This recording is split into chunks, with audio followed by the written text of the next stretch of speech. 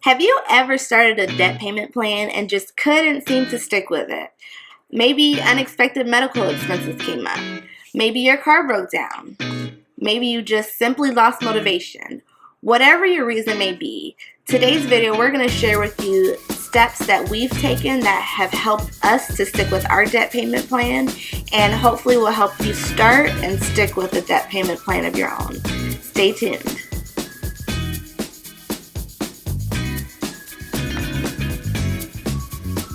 Hi guys, I'm Tessine. And I'm John. Welcome back to Millennial Fire, where we give you guys practical tips to reach financial independence and early retirement. So let's jump right into this. So the first step that we feel like is very important before you start accelerating your debt payoff is to get an accountability partner. Why is that a thing? Well, in our lives, we discovered that having accountability partners in most of the aspects will help you succeed more than it will help you fail. And so, for example, when you go to the gym, it's hard to go to the gym by yourself, but if you have somebody holding you accountable, whether that's a friend or a coach, you're more motivated to go. Same thing with school, for example. Having your teacher hold you accountable, having your parents hold you accountable, having your friends hold you accountable to succeed helps you to be more successful when you're not feeling motivated within yourselves. So we were asking ourselves, why don't we do this for finances? And we discovered that we feel like one of the reasons for this is because it's kind of taboo to talk about finances with people. So we want to get that out the way. Feel free and open to talk about your finances, because if you don't address the issue, you don't talk about the issue, it's really hard to solve it on your own. So we have accountability partners, and our accountability partners is another married couple, our friends, that anytime we're doing anything major in finances, whether that's buying a new investment or paying off a debt, we run it by them first, and we just sit and have an open conversation about our finances. And what this helps us do is to see another perspective of the thoughts that we have, because we may think that we're on the right path to say, yes, this is going to be great on our financial independence journey, but they might bring up a topic or something that we didn't realize to let us know, oh, wow, let's step back and rethink this. And it's also really, really beneficial, because when you're feeling down about your finances, this group or this couple can help motivate you to stay on the path. So we really encourage you guys to get an accountability partner. And even though you may not have someone in your direct circle, with the lovely invention of the internet, you can find an accountability partner in many ways. Feel free to find someone in this YouTube community, someone on this channel that they have similar financial goals to you, and you can communicate with them just to let them know what your ideas are with moving forward in your financial independence journey. There's another group that's amazing that I love called the Choose Fi group. This is CHOOSEFI. And this is an entire community of people dedicated towards reaching financial independence. And in this group, you can have conversations, open conversations about your budgets, about your investments, about your debt, and you'll reach thousands of people that are in similar situations as you and get some feedback. And so you can help stay motivated on your path to financial independence. So step 2 is to freeze your debt. Think of your debt as a hole that you're stuck in, and you're trying to get yourself out of it. But every time you swipe your credit card, it's like you're digging that hole deeper and deeper. Every time you take out another loan, that hole is going deeper into the ground. And it will be almost impossible for you to climb your way out of it if you're continuing to dig that hole deeper and deeper. And so this is why it's so important, maybe one of the most foundational steps that you need to take before you start a debt payment plan off is to freeze your debt. So any expenses that you have, it has to be all either paid with cash or straight from your bank account. We're not using any credit cards for anything. We're not taking out any loans. Everything is you're gonna only spend what you make, nothing more, and hopefully a lot less than what you make.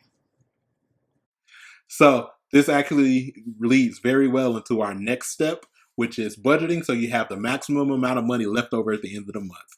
Because of course, the more money you have left over at the end of the month is the more money that you have to dedicate toward accelerating paying off your debt. So first of all, the most important part of this step is having a budget, which we already discussed. If you don't have a budget, please check out the video above and get set up with your budget and come back here to get these next steps. So after you have your budget, we want to make sure that that number at the end of the month is as high as possible. How do we do that? So this is something that most of us may already be familiar with. There's two ways to do this. One, you minimize your expenses, and two, you increase your income. So some examples of minimizing expenses is eating at home instead of eating out. I used to really, really love going out to eat, but with the cost of not only eating the food that you went out to eat, but paying for tips, the gas that it takes to get there, there's a lot of money that goes into eating dinner out. And so eating at home, you can save a lot of money and be healthier. And as you become a better cook, typically cook better meals as well. And so, and he has become quite the chef. Thank you, love. Thank you. I'll be trying. And so that's a great way to cut an expense. Another expense that gets a lot of us caught up, we're very guilty for, are subscriptions. And so an example of a subscription that we've recently been dealing with is that we had a subscription to get our car washed. It was very convenient. We paid once a month, and we can go get our car washed at this place as much as we wanted to, over and over and over again. And when we got the subscription, it made sense because we were washing our car like 5-6 times a month because we were parking our car right under a tree that. Yeah. And so, but as we move now, we stopped utilizing that and started using it maybe once every 2 months. And so that subscription became non of use to us. It was no reason of having it because going to get our car washed and paying for it directly once every 2 months was cheaper than having the subscription that went on for every month. And it would be actually much cheaper if I just washed the car myself, but that's a whole other story. And continuing on with expenses that subscriptions may cause, I know we're living in a time right now where streaming is very, very big. So we love to stream. We've had Netflix, Hulu, HBO. Some of you guys might have Stars. A lot of people are excited for Disney Plus that's coming out. But there's a lot of people that have multiple subscription services that don't utilize all of those to the full extent every month. And so, for example, I'm a huge Game of Thrones fan outside of season 8, which I don't want to digress on that, but huge Game of Thrones fan, which is on HBO. And so instead of paying for HBO, which was $15 a month for an entire year each month, paying $15, what we would do, we would wait till the season of Game of Thrones started and pay $15 for 3 months, which is $45, and then cancel HBO for the rest of the year because we just so happen not to be interested in those shows. So we just encourage you to go through your subscriptions and make sure that you're utilizing all of those to the fullest of their abilities. And if not, maybe you can save some money there. So the other side of this is generating more income.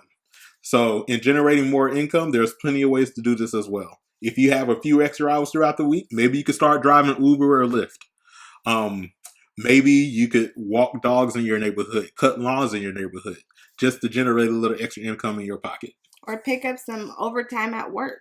Oh, yeah. And if you have a job where you always have your weekends off, maybe you can get like a part-time or seasonal job working as a waitress and pick up tips over the weekend. And this is just in your plan to pay off your debt. It doesn't have to be something that you do forever. Mm-hmm. It's just something as you're on this path to paying your debt off, we're trying to minimize our expenses and increase our income to make sure we can put as much money to our debt as possible.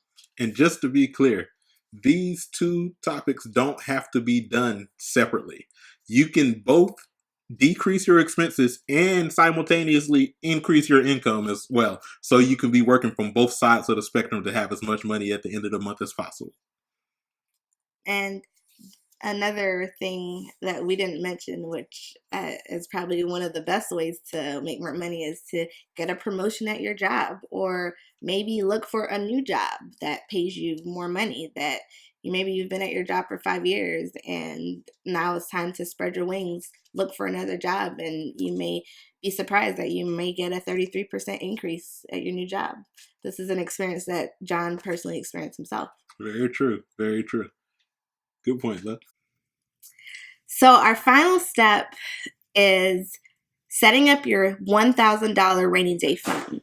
This concept has been made popular by someone who a lot of people can say is the king of debt payoff, Dave Ramsey.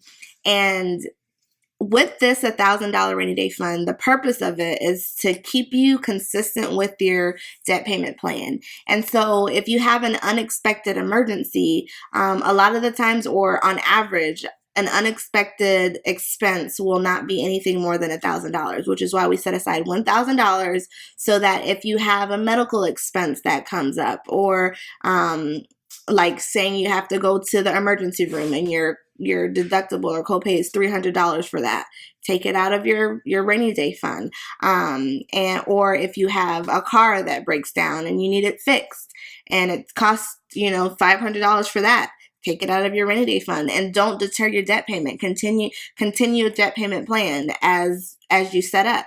And in this rainy day fund, you'll be able to replenish it little by little if it comes up, because the fact is that it's an emergency that you're spending it on. And so this is not, emergencies don't happen on average every month. It's something that happens once in a while. And so that's what this rainy day fund is set aside for. So we really hope that you guys can utilize all these steps as we're moving forward toward our next video, which is going to be the debt acceleration payoff. These steps are very, very foundational. It has really helped us out in paying off all of our debts, and so we hope that they can help you too. So with that being said, thank you for tuning into the video. Thank you. Please like, subscribe, share, and let's get ready to attack this debt and pay it off. There will be the question of the day in the comments below, and we'll look forward to seeing you guys next time. Thank you. See you guys.